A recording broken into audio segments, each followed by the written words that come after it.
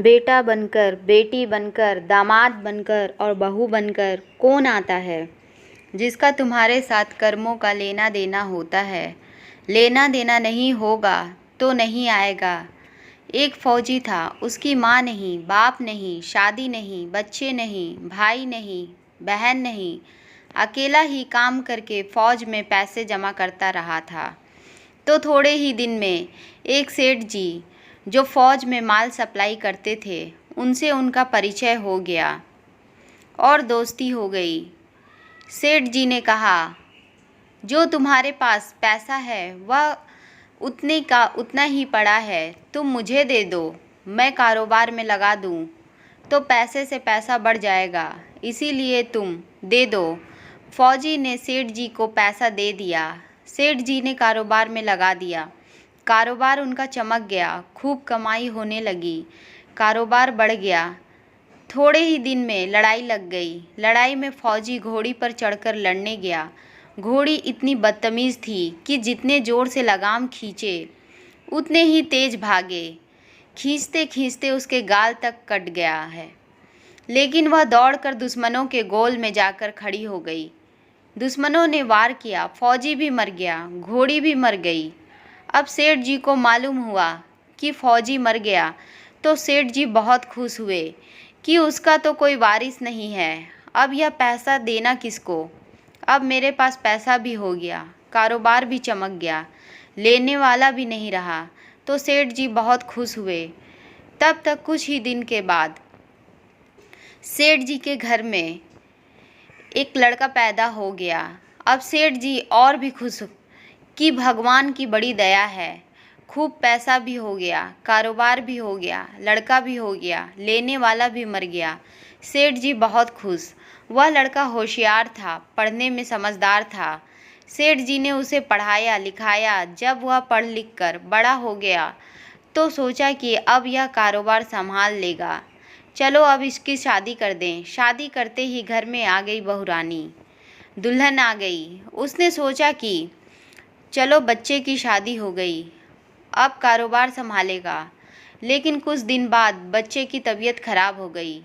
अब सेठ जी डॉक्टर के पास, हकीम के पास, वैद्य के पास दौड़ रहे हैं। वैद्य जी जो दवा दे रहे हैं, खिला रहे हैं, और दवा का असर नहीं कर रहा। बीमारी बढ़ती ही जा रही है, पैसा बर्बाद हो रहा है और बीमारी बढ़ती ही जा रही है। रोग कट नहीं रहा, पैसा खूब लग रहा है और अंत में डॉक्टर ने कह दिया कि लाइलाज मर्ज हो गया है इसको, अब असाध्य रोग हो गया है, यह बच्चा 2 दिन में मर जाएगा। डॉक्टर के जवाब देने पर सेठ जी निराश होकर बच्चे को लेकर रोते हुए आ रहे थे। रास्ते में एक आदमी मिला। कहाँ से आ रहे हैं? सेठ जी क्या हुआ, बहुत दुखी लग रहे हो? सेठ जी ने कहा, यह बच्चा जवान था, हमने सोचा बुढ़ापे में मदद करेगा, अब यह बीमार हो गया। शादी होते ही हमने इसके लिए खूब पैसा लगा दिया, जिसे जितना मांगा उतना दिया, लेकिन आज डॉक्टर ने जवाब दे दिया यह बचेगा नहीं, असाध्य रोग हो गया है, लाइलाज बीमारी है, अब ले जाओ घर, 2 दिन में मर जाएगा। आदमी ने कहा, अरे सेठ जी तुम क्यों दिल छोड़ रहे हो?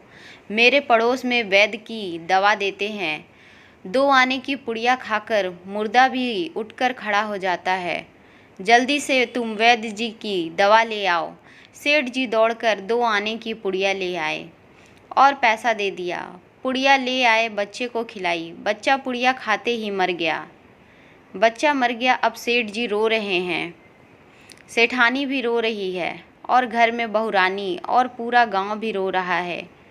गांव में शोर मच गया कि बहू रानी सेठ की कमर जवानी में टूट गई। सब लोग रो रहे हैं।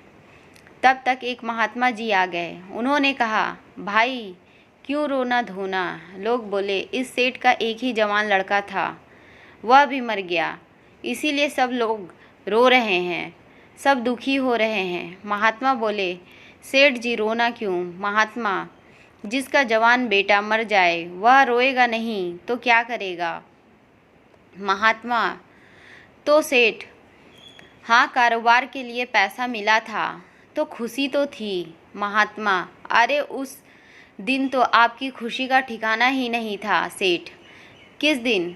महात्मा, अरे जिस दिन फौजी मर गया, सोचा कि अब तो पैसा भी नहीं देना पड़ेगा, माल बहुत हो गया, कारोबार खूब चमक गया, अब देना भी नहीं पड़ेगा, बहुत खुश थे। सेठ, हाँ महाराज, खुश तो था। महात्मा, और उस दिन तो आपकी खुशी का ठिकाना ही नहीं था, पता नहीं कितनी मिठाइयाँ बांटी गईं। सेठ, किस दिन? महात्मा, अरे जिस दिन लड़का पैदा हुआ था। सेठ, महात्मा, महाराज, लड़का पैदा होता है तो सब खुश होते हैं, मैं भी हो गया तो क्या बात है। महात्मा, उस दिन तो खुशी से आपके पैर जमीन पर नहीं पड़ रहे थे। सेठ, किस दिन? महात्मा, अरे जिस दिन बेटा ब्याहने जा रहे थे। सेठ, महाराज, बेटा ब्याहने जाता है तो हर आदमी खुश होता है, तो मैं भी खुश हो गया। महात्मा, तो जब इतनी बार खुश हो गए तो जरा सी बात के लिए रो क्यों रहे हो। सेठ, महाराज, जरा सी बात है, जवान बेटा मर गया, यह जरा सी बात है। महाराज, अरे सेठ जी, वही फौजी पैसा लेने के लिए बेटा बनकर आ गया। पढ़ने में, लिखने में, खाने में, पहनने में और शौक में, सिंगार में जितना लगाना था लगाया, शादी ब्याह में सब लगा गया और ब्याज दर ब्याज लगाकर डॉक्टर को दिलवा दिया। अब जो 2 आने पैसे बच गए वह भी वैद्य जी को दिलवा दिए और पुड़िया खाकर चल दिया। सब कर्मों का लेना देना पूरा हुआ। सेठ जी ने कहा, हमारे साथ तो जो हुआ सो हुआ, लेकिन वह जवान बहुरानी घर में जो रो रही है, जवानी में उसको धोखा देकर विधवा बनाकर चला गया, उसका क्या जुर्म था कि उसके साथ ऐसा गुनाह किया।